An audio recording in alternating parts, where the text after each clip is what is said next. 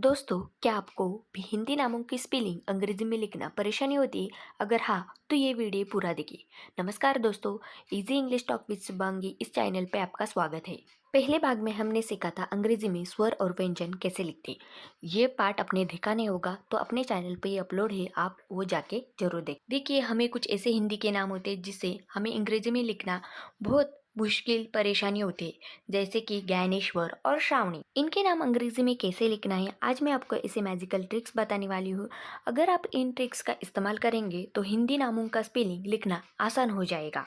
तो चलिए spelling section में अंग्रेजी लिखना सीखते हैं। सबसे पहले पहली ट्रिक देखते हैं। स्पेलिंग बनाते समय अ का नियम साइलेंट ए रूल होता है। इसमें कंसेप्ट ऐसा है कि नामों के अंत में एक अब लगता है, यह सवाल सभी को आता है, तो इसका एक नियम है, वो ध्यान में रखिए। नियम यह है कि अगर नाम व्यंजन से समाप्त होता है तो स्पेलिंग के अंत में ए नहीं लगाना है। अब आप कहेंगी व्यंजन क्या होता है, तो अंग्रेजी में अल्फाबेट में स्वर है AEIOU, ये 5 स्वर है और बाकी सभी अक्षरों को व्यंजन कहते हैं। इसलिए अगर अंत में व्यंजन आता है तो ए नहीं लिखना है।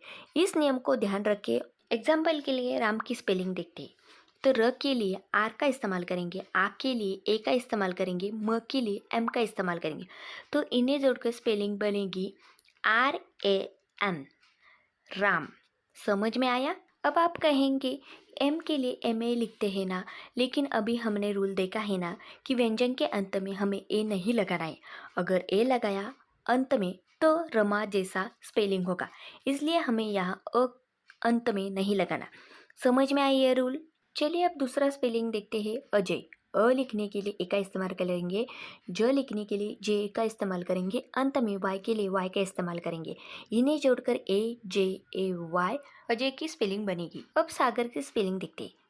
स के लिए एस लिखेंगे, आ के लिए ए लिखेंगे बिकॉज दूसरा ए साइलेंट होता है। ग के लिए जी और ए लिखेंगे, र के लिए आर लिखेंगे। अब स्पेलिंग हो गया SAGAR। अब हो गया सागर। अब आप मुझे अभय की स्पेलिंग बनाकर अंग्रेजी में कमेंट करके बताइए। कमेंट में जरूर बताएं। अब आगे बढ़ते हैं अपनी दूसरी ट्रिक की ओर, जिसमें काना मात्रा the power of A and E सीखेंगे। इसमें ऐसा कंसेप्ट है, जब हम स्पेलिंग बनाते हैं तो आ साउंड के लिए ए और ए साउंड के लिए ई का इस्तेमाल करना है।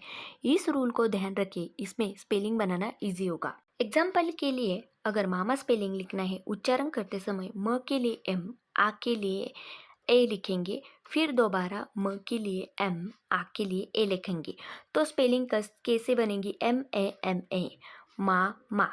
अब दूसरी स्पेलिंग है माला।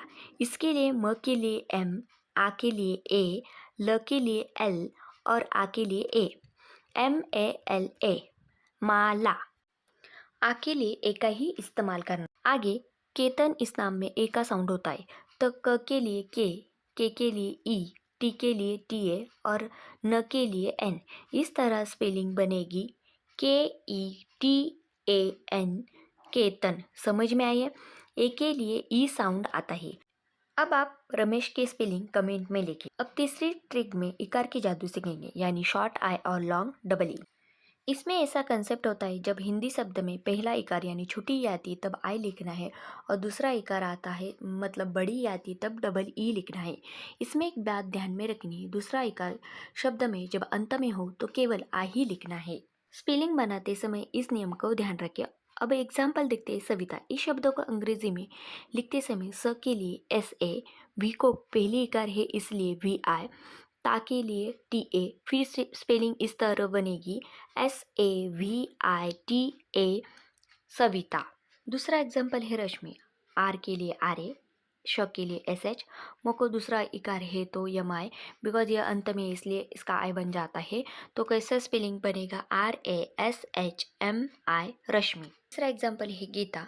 ग के लिए दूसरा इकार है तो क्या बनेगा? ग के लिए GEE, ता के लिए TA, GEETA, गीता। चौथा एग्जाम्पल है हमारा दीप। द के लिए भी हमारा दूसरा इकार है इसलिए डी के लिए DEE और प के लिए P, दीप। अब मुझे हीरा की स्पेलिंग कमेंट करके बताइए। चौथी ट्रिक बहुत काम की है। इसमें कंपाउंड लेटर्स की कंसेप्ट है, यानी कि संयुक्त अक्षरों की, जिसमें क्ष, य, श्र, त्र ये संयुक्त अक्षरों को हमें आसान करके लिखना है। रूल देखते हैं। श के लिए KSH या KSH, ज्ञ के लिए GYA या GY, श के लिए SHR, त्र के लिए TRA या TR। इस रूल को ध्यान में रखिए और स्पेलिंग बनाना इससे आसान हो जाएगा। चलिए अब अक्षय की स्पेलिंग लिखते हैं।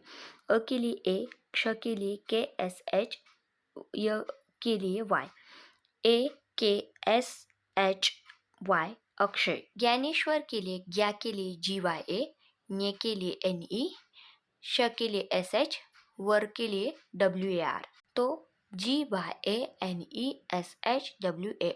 ज्ञानेश्वर। तीसरा है श्रावणी। श्रा के लिए SHRA, व के लिए VA, नी के लिए NI, SHRAVANI श्रावणी। दोस्तों यह हमारी पांचवी और आखिरी ट्रिक है, नाम तोड़कर लिखना, यानी छोटे छोटे हिस्सों को करके लिखना, द चंकिंग मेथड।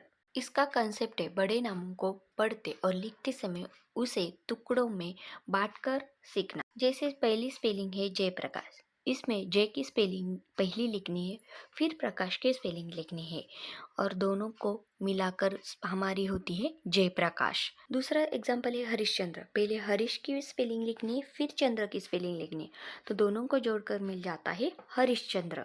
तीसरा एग्जाम्पल है स्वर्णमाला, स्वर्ण की पहली लिखनी है, दूसरी माला की लिखनी है, फिर इन दोनों हिस्सों के एक साथ जोड़कर पूरी स्पेलिंग बनेगी स्वर्णमाला। तो दोस्तों आपको ये 5 नेम कैसे लगे मुझे ज़रूर बताइए। और अब है आपका होमवर्क टाइम। होमवर्क में भारत और महाराष्ट्र की स्पेलिंग अंग्रेजी में लिखकर कमेंट में ज़रूर बताएं। मैं आपके कमेंट का इंतज़ार कर रही हूँ। दोस्तों अगर वीडियो पसंद आई हो तो ज़रूर लाइक करें, सब्सक्राइब करें easy English talk with Shubhangi को और अपने दोस्तों के साथ शेयर करें।